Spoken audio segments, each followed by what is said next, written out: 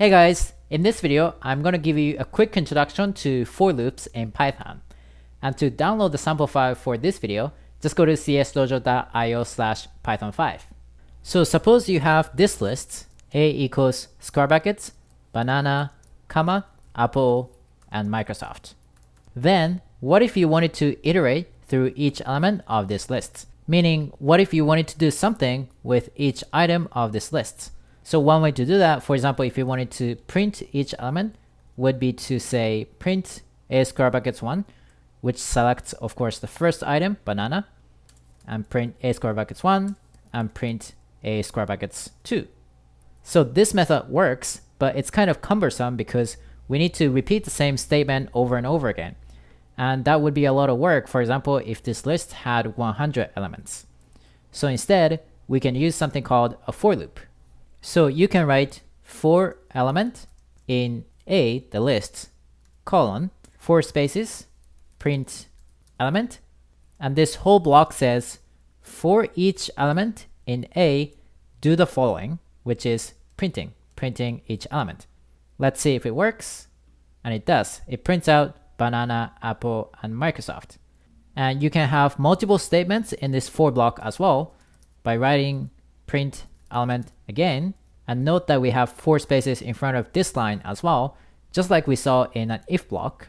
And when we run this cell, we see that each element is printed twice.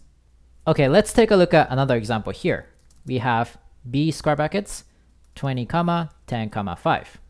To print each element of this list, we can write for element in B, just like before, print element. And actually, this word element is something we can choose. So we can use pretty much anything we want.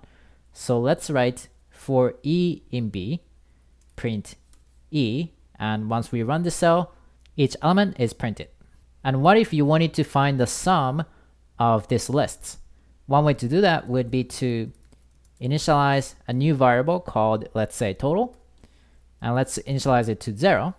And in this for loop, we want to add each element E to total. We can do that, for example, with total equals total plus E. Let's get rid of this print statement. And so what this for block does is it'll go through each element in B. So E will be initially 20, and then 10, and then 5. And then for each E, we're going to add it to total. So total will be originally 0. And when E is equal to 20, we'll have total. The new value of total is equal to the old value of total, which is 0, plus 20. So total will be 20. And when E is equal to 10, the old value of total will be 20, and E will be 10. So the new value will be 30. So at the end, we should have total being equal to 35, which is the sum of this list. Let's check that by printing total after the for loop, and let's run this cell. And we see 35, which is expected. So what if instead you wanted to find the sum of 1, 2, 3, and 4? One way to do this would be to create a new list with these 4 numbers, but there's actually a better way of doing that. And that is to use the range function in Python. And to use it, you can just write range parentheses 1 comma 5. This means create a range of numbers starting at 1 through 5, but not including 5. And this method is better, for example, if you wanted to find the sum of 1 through 100. You probably don't want to write 1 through 100 explicitly because that would be a lot of work. So like I said, range of 1 through 5 creates a range of numbers starting from 1 till 5, but not including 5. And it's sort of like a list. And to see what's inside, you can actually convert it to a list with the list function. So I just wrote list parentheses, and inside the parentheses, range of 1 comma 5. So we're creating a new range and then putting it into the list function to convert it to a list. Let's put it to a new variable, C, and then print what's inside C with print C. As you can see, range of 1, 5 is sort of like the lists 1, 2, 3, and 4. And you can use this range in a for loop. So you can just write for I in range 1 comma 5 colon, let's say print I. And again, this word I is something we chose. So this should print each element in this range, 1, 2, 3, and 4. And it does. So what if you wanted to find the sum of these 4 numbers? You can do that just like before with total 2 equals 0. And that initializes this new variable called total2 to 0. And then we can add each I, these items, 1, 2, 3, and 4, by writing total2 equals total2 plus I. And actually there's a shortcut for it, and that's total2 plus equals I. That says the new value of total2 should be the sum of the old value of total2 plus I. And that way we'll be able to add 1, 2, 3, and 4 to total2, which is at the beginning 0. So we should get 10, because 1 plus 2 plus 3 plus 4 is 10. So let's check that by printing total2, and we have 10. Okay, let's take a look at another example here. We're going to use range of 1, 8. So that's the range of numbers starting from 1 to 8, but not including 8. So if we convert it to a list with the list function, and then once we print it, we'll see 1 through 7. Now, out of these numbers, what if we wanted to find the sum of only the multiples of 3? So here, the only multiples of 3 we have are 3 and 6. So we want to add them up and find the number 9. It's kind of silly in this small example, but it could be useful when the range is much larger.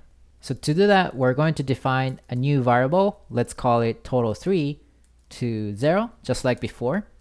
And then we're going to run a for loop with for I in range of 1, 8. And here we want to be able to say if I is a multiple of 3. So we want to check for each number I, if that number is a multiple of 3. And if that's true, then add I to total3 with total3 plus equals I. And to check if something is a multiple of 3, we need to learn something called a modulo operator. Here's an example of a modulo operator. Let's say print for %3. This says divide 4 with 3, and this modulo operator % gives us the remainder of that division. So 4 divided by 3 is of course 1 with the remainder 1.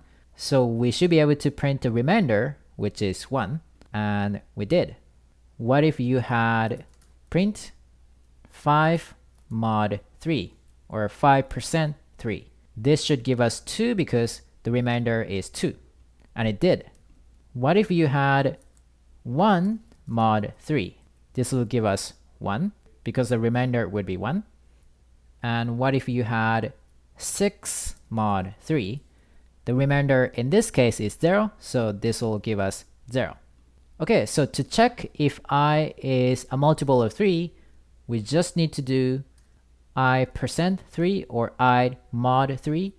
If this is equal to 0, then I is a multiple of 3. So then if that's the case, add I to total3 with total3 plus equals I, and then we're done.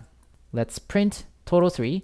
And just to remind ourselves, range of 1, 8 is the numbers 1 through 7, and the multiples of 3 are 3 and 6. So as the sum of those, we should get 9 here. And we just did. Okay, here's a little task for you to practice what you just learned. Can you compute the sum of all multiples of 3 and 5 that are less than 100? So to get all the positive integers that are less than 100, you can just do range of 1, 100, and you can check what it looks like with the list function, and you can print this list with the print function, and you get the positive integers 1 through 99. So what you want to do here is add up 3, which is a multiple of 3, 5, 6, and so on. And you'll notice that there are some numbers that are both multiples of 3 and 5. For example, 15, which is a multiple of 3 and 5. So if you're able to solve this problem, just let me know in the comment below. And if you're new here, you should join Dojo Gang by subscribing to this channel. And I didn't come up with this name Dojo Gang, one of my viewers did, so thanks the anonymous for that. And of course, to download the sample file for this file, you can just go to csdojo.io/python5. And as usual, I'm YK from CS Dojo, and I'll see you guys in the next video.